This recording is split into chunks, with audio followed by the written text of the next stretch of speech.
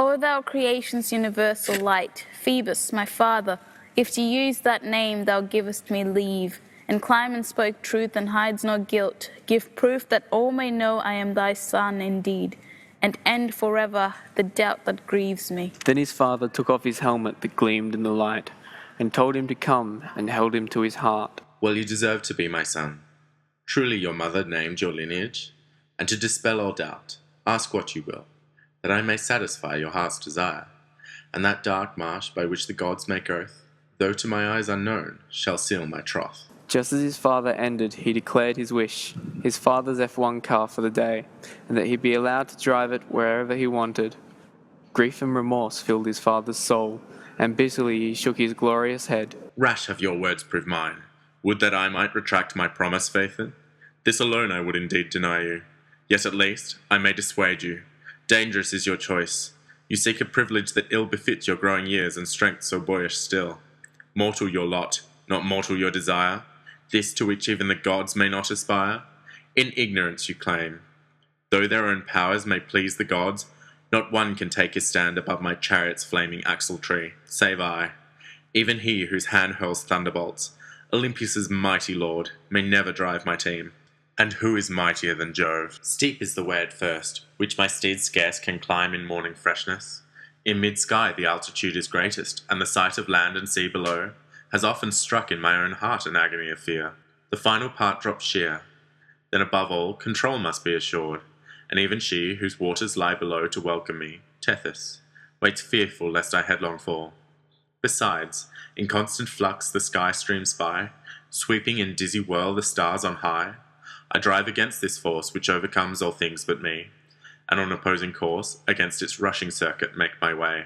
Suppose my chariot's yours, what then?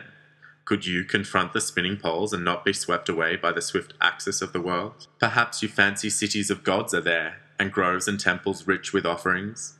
No, wild beasts lie in wait, and shapes of fear. And though you keep your course and steer aright, yet you shall meet the bull, must brave his horns, and face the archer and the ravening lion, the long curved circuit of the scorpion's claws, the crab whose claws in counter menace wave. My horses too, when fire within their breasts rages, from mouth and nostrils breathing flames, are hard to hold, even I can scarce restrain their ardent hearts, their necks that fight the rain. But, O my son, amend, while time remains, your choice, so may my gift not be your doom.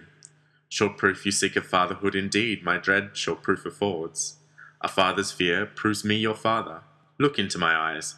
Would you could look into my heart and see and understand your father's agony. See last how rich the world around you lies, the bounty of the lands, the seas, the skies. Choose what you will of these, it shall be yours. But this alone, not this. Bane truly named, not glory, Phaethon. Bane this gift, not boon. Why fold me in your arms, fond foolish boy? By Styx I swore, and I shall not refuse. And when poor Phaethon looked down from the highest height of the penthouse and saw below, far, far below, the continents spread out wide, his face grew pale, his knees shook in sudden fear, and his eyes were blinded with a light so bright. Had he never touched his father's cars, nor learnt his birth, nor won his heart's desire, to be known as another's son too late? He is swept away like a moth in a stormy wind. The master leaves the helm, resigns his charge to heaven. What shall he do? The road behind stretches away so far, yet there is more in front. He looks at each in turn. Ahead he sees the west, that fate ordains he shall never reach. He looks back to the east, dazed and in doubt. He can hardly hold the wheel, but cannot let go. He can't recall the street names, and then in panic he sees monstrous gigantic shapes resembling the beasts of prey.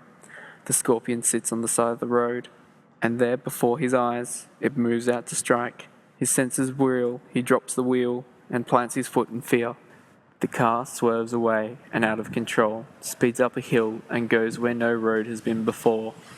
And as he reaches the top, he could see the edges of his world.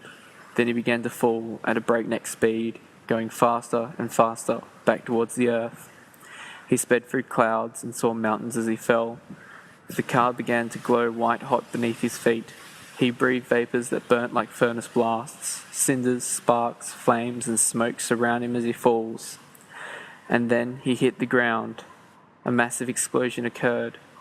He left only flaming destruction in his wake.